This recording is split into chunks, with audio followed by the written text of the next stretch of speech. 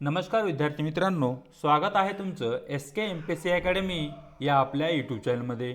आज दिनांक 30 डिसेंबर 2023, वार आहे शनिवार। तुमच्यासाठी घेऊन आलो आहे संपूर्ण लोकसत्ता वृत्तपत्र विश्लेषण। तर आज या ठिकाणी आपण महत्त्वाच्या बातम्यांमध्ये कर्ज पुनर्गठन, मुंबई, उल्फा संघटना, professor of practice, Sukanya Samriddhi खाते योजना या संदर्भात ज्या काही स्पर्धा परीक्षा दृष्टिकोनातून आलेल्या ज्या काही न्यूज आहेत त्यांना MCQच्या माध्यमातून आपण डिस्कस करणार आहोत। त्याचबरोबर आपण महाराष्ट्राच्या भूगोलावर आधारित एकूण 5 क्वेश्चनला या ठिकाणी आपण डिस्कस करणार आहोत। चला तर जी काही आजची आपली डिस्कशन आहे तिला या ठिकाणी आता आपण सुरुवात करूया। या ठिकाणी जी पहिली न्यूज आहे ती कर्ज पुनर्गठन या संदर्भात आहे। न्यूज अशी आहे, शेतकऱ्यांच्या कर्जाचे पुनर्गठन अशा प्रकारची न्यूज तुम्हाला लोकसत्ता पेज क्रमांक 1 वरती दिसून जाईल। मग या ठिकाणी शेतकऱ्यांचे जे काही कर्ज आहे त्याचे पुनर्गठन करण्याची गरज का पडली, तर अलीकडील काळामध्ये म्हणजेच यावर्षी राज्यामध्ये दुष्काळाचे सावट आहे। परिणामी शेतकऱ्यांचे जे काही उत्पन्न आहे ते खूपच कमी झाले आहे आणि शेतकऱ्यांनी जे काही कर्ज बँकाकडून घेतले आहे ते परत करण्यामध्ये शेतकऱ्यांना बऱ्याचशा अडचणी या ठिकाणी येत आहेत। मग या ठिकाणी सरकारने जे काही शेतकऱ्यांनी क्रॉप लोन घेतला आहे, पीक कर्ज घेतला आहे, त्या पीक कर्जाचे या ठिकाणी पुनर्गठन करण्याचं आश्वासन या ठिकाणी राज्य सरकारने महाराष्ट्रातील शेतकऱ्यांना दिलेलं आहे। या न्यूजला धरून जो काही आपला क्वेश्चन आहे तो क्वेश्चन पाहूया। कर्ज पुनर्गठन म्हणजे काय, अशा प्रकारचा सरळ क्वेश्चन या ठिकाणी विचारण्यात आला आहे, ज्यामध्ये पर्याय ए, शेतकऱ्यांना दिली जाणारी पूर्णपणे कर्जमाफी, पर्याय बी, शेतकऱ्यांच्या व्याज पैशाचे सरकार व्याज भरते, पर्याय सी, घेतलेले कर्ज टप्प्याटप्प्याने भरण्याची सवलत, पर्याय डी, शेतकऱ्यांना अधिकचे वाढीव कर्ज देणे। तर मित्रांनो या ठिकाणी जे काही आपलं योग्य पर्याय आहे तो आहे पर्याय सी, जे काही शेतकऱ्यांनी कर्ज घेतले आहे ते कर्ज शेतकऱ्यांना टप्प्याटप्प्याने परत करण्याची सवलत या ठिकाणी कर्ज पुनर्गठनमध्ये दिली जाते।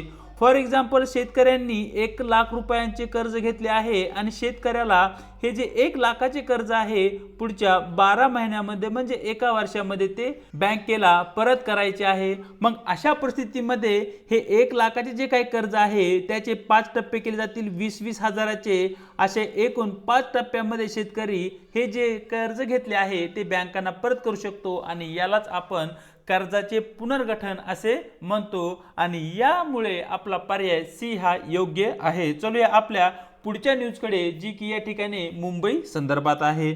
सर्वप्रथम जी न्यूज आहे ती न्यूज पाहूया। हाफिज सईदला आमच्या ताब्यात द्या अशा प्रकारची मागणी भारत सरकारने केलेली आहे। तर या ठिकाणी हाफिज सईद हा तो दहशतवादी आहे जो भारतामध्ये मोठ्या प्रमाणावर दहशतवादी कारवाया घडवून आणण्यामध्ये मुख्य आरोपी ठरलेला आहे आणि जो की पाकिस्तानचा रहिवासी आहे। मग या न्यूजला धरून जो काही आपला प्रश्न बनतो तो प्रश्न असा आहे, भारताची आर्थिक राजधानी मुंबईवरती मोठे दहशतवादी हल्ले कोणत्या साली झाले, ज्यामध्ये ए 1993, बी 2008, सी ए आणि बी डी यापैकी नाही। तर मित्रांनो यापैकी जे आपलं योग्य उत्तर आहे ते आहे पर्याय सी, ए आणि बी, म्हणजेच 1993 साली मुंबईमध्ये साखळी बॉम्ब हल्ला झाला आणि 2008 साली ताज आणि ओबेरॉय हे जे हॉटेल्स आहेत या हॉटेल्सवरतीही या ठिकाणी हल्ला झाला होता, ज्या ठिकाणी अजमल कसाब हा दहशतवादी पकडला गेला होता। अशा प्रकारे या ठिकाणी या न्यूजला या ठिकाणी आपण डिस्कस केलं। चलूया आजच्या आपल्या पुढच्या न्यूजकडे, जी की या ठिकाणी उल्फा संघटना संदर्भात आहे। सर्वप्रथम न्यूज पाहूया। सरकार उल्फा दरम्यान शांतता करार अशा प्रकारची न्यूज तुम्हाला लोकसत्ता पेज क्रमांक 1 वरती दिसून जाईल। मग या न्यूजला धरून जो काही आजचा आपला प्रश्न बनतो तो प्रश्न पाहूया।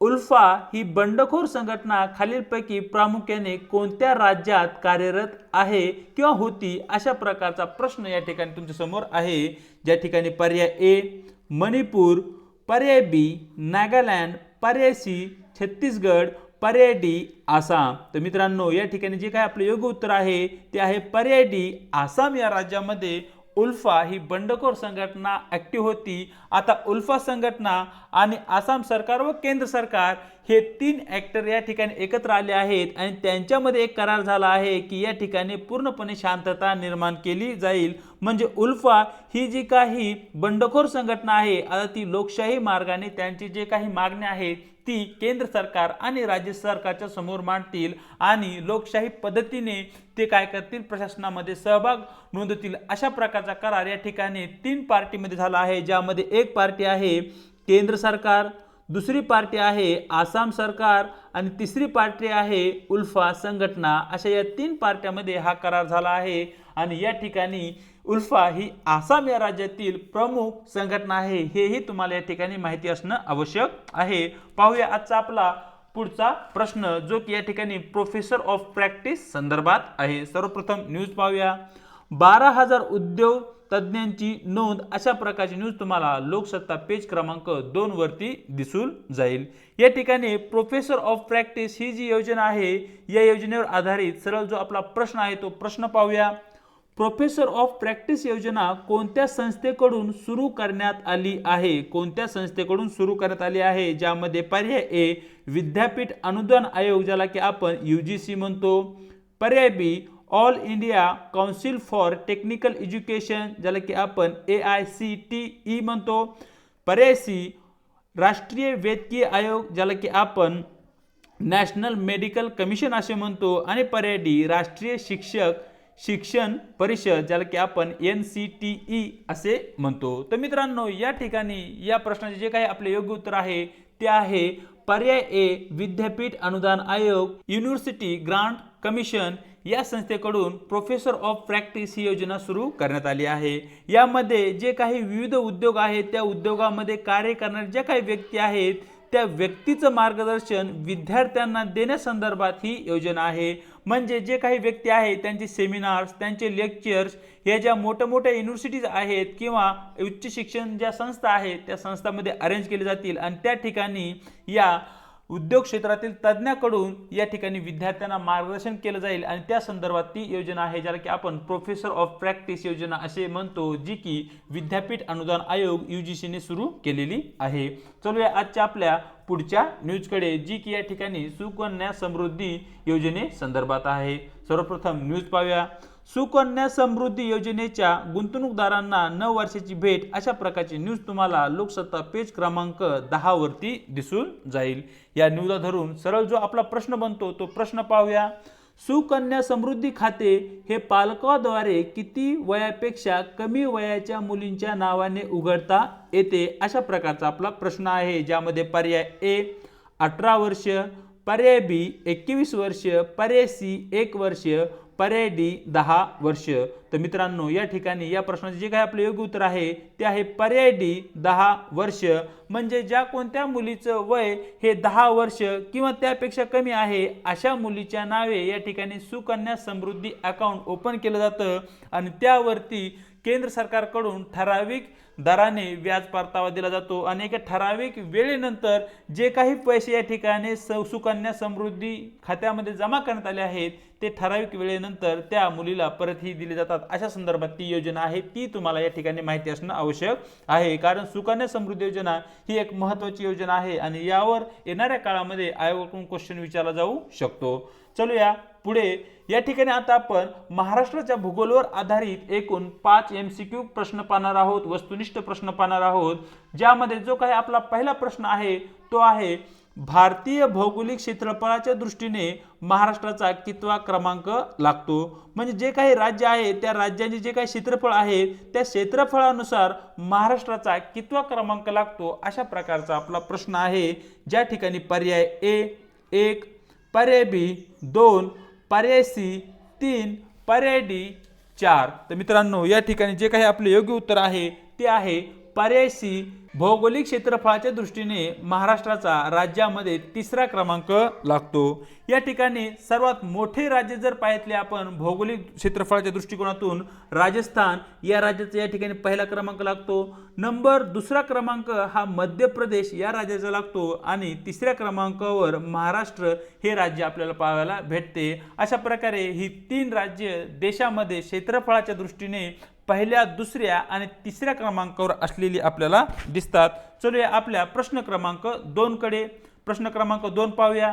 खालीलपैकी कोणते पक्षी अभयारण्य महाराष्ट्रातील पहिले रामसार स्थळ आहे? अशा प्रकारचा आपला प्रश्न आहे, ज्या ठिकाणी पर्याय ए नांदूर मधमेश्वर पक्षी अभयारण्य, पर्याय बी जायकवाडी पक्षी अभयारण्य, पर्याय सी मायनी पक्षी अभयारण्य, पर्याय डी यापैकी नाही. तर मित्रांनो, या ठिकाणी जे काही आपले योग्य उत्तर आहे ते आहे पर्याय ए नांदूर मधमेश्वर पक्षी अभयारण्य हे महाराष्ट्रातील पहिले रामसर स्थळ म्हणून ओळखले जाते, जे की महाराष्ट्रातील जो काही नाशिक जिल्हा आहे त्या नाशिक जिल्ह्यामध्ये निफाड तालुक्यामध्ये ते स्थित आहे. हेही तुम्हाला या ठिकाणी माहिती असणं आवश्यक आहे. हा प्रश्न आपल्यासाठी महत्त्वाचा आहे, जो की तुम्हाला माहिती असणं आवश्यक आहे की रामसर साईट नेमकं काय आहे, किंवा रामसर साईटची निर्मिती केव्हा करण्यात आली, किंवा रामसर करार केव्हा करण्यात आला, हे तुम्ही मला कमेंट बॉक्समध्ये सांगायचं आहे. चलूया आजच्या आपल्या पुढच्या 2 प्रश्नाकडे, जे की महाराष्ट्राच्या भूगोलावर आधारित आहे. सर्वप्रथम प्रश्न क्रमांक 3 पाहूया. महाराष्ट्रातील एकूण व्याघ्र प्रकल्पांची संख्या किती आहे हे तुम्हाला या ठिकाणी विचारण्यात आले आहे, ज्यामध्ये पर्याय ए 1, पर्याय बी 3, पर्याय सी 4, पर्याय डी 6. तर आपल्या महाराष्ट्रामध्ये एकूण 6 प्रोजेक्ट टायगर आहेत किंवा व्याघ्र प्रकल्प आहेत, ज्यामध्ये जे काही वाघ आहेत, वाघाचं संवर्धन करण्यासाठी महत्त्व करून लक्ष केंद्रित केलं जातं. या ठिकाणी असे हे 6 प्रोजेक्ट आहेत. मग या ठिकाणी हे जे 6 प्रोजेक्ट आहेत ते कोणकोणते आहेत? यामध्ये पहा, जे नंबर 1 ला येतं ते म्हणजे अमरावती जिल्ह्यामध्ये असणारा मेळघाट व्याघ्र प्रकल्प. मेळघाट हे जे व्याघ्र प्रकल्प आहेत ते अतिशय महत्त्वाचे आहेत, ते तुम्हाला माहिती असणं आवश्यक आहे. या ठिकाणी मेळघाट आणि जिल्हा अशा प्रकारे जोड्या हे विचारू शकतात. तर मेळघाट हा जो व्याघ्र प्रकल्प आहे तो अमरावती या जिल्ह्यामध्ये आहे. त्यानंतर नंबर 2 चा येतो पेंच व्याघ्र प्रकल्प, जो की या ठिकाणी नागपूर या जिल्ह्यामध्ये आहे. पेंच व्याघ्र प्रकल्प हाही प्रकल्प आपल्यासाठी महत्त्वाचा आहे. त्यानंतर नंबर 3 वर आहे ताडोबा व्याघ्र प्रकल्प, जो की या ठिकाणी चंद्रपूर या जिल्ह्यामध्ये येतो. या ठिकाणी पाहू शकता ताडोबा व्याघ्र प्रकल्प चंद्रपूर या जिल्ह्यामध्ये आहे.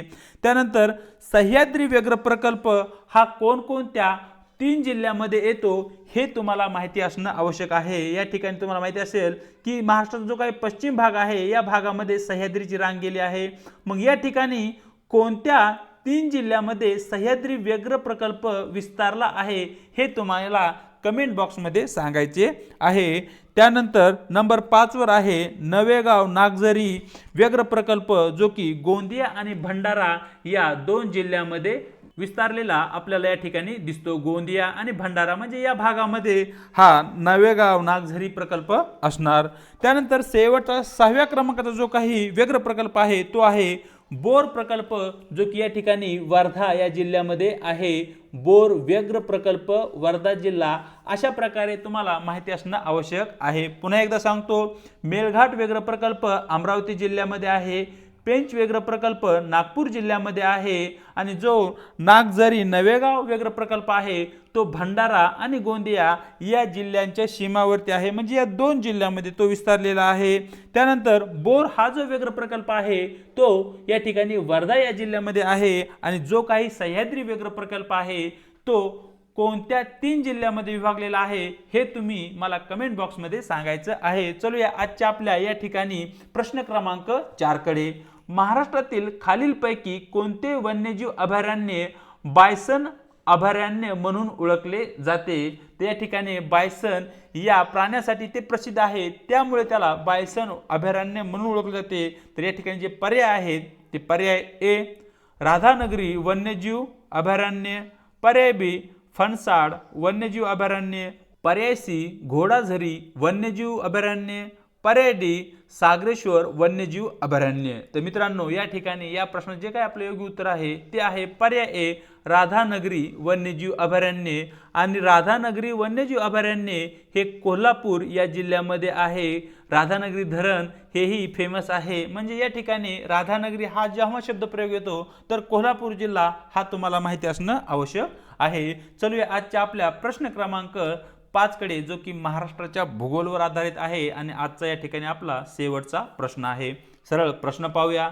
महाराष्ट्रातील खालीलपैकी कोणत्या जिल्ह्यात मॅग्नीज धातू आढळतो? अशा प्रकारचा या ठिकाणी आपल्याला प्रश्न आहे, ज्या ठिकाणी पर्याय ए कोल्हापूर आणि रायगड जिल्हा, पर्याय बी नागपूर आणि अहमदनगर जिल्हा, पर्याय सी नागपूर आणि भंडारा जिल्हा, पर्याय डी रायगड आणि सातारा जिल्हा। तर मित्रांनो या ठिकाणी या प्रश्नाचे जे काही आपलं योग्य उत्तर आहे ते आहे पर्याय सी नागपूर आणि भंडारा या दोन जिल्ह्यामध्ये मॅग्नीज धातूचे या ठिकाणी साठे आढळतात। या ठिकाणी नागपूर आणि भंडारा जिल्ह्याचा जो काही हा भाग आहे या भागामध्ये प्रामुख्याने मॅग्नीज या धातूचे या ठिकाणी खनिज सापडत असतात।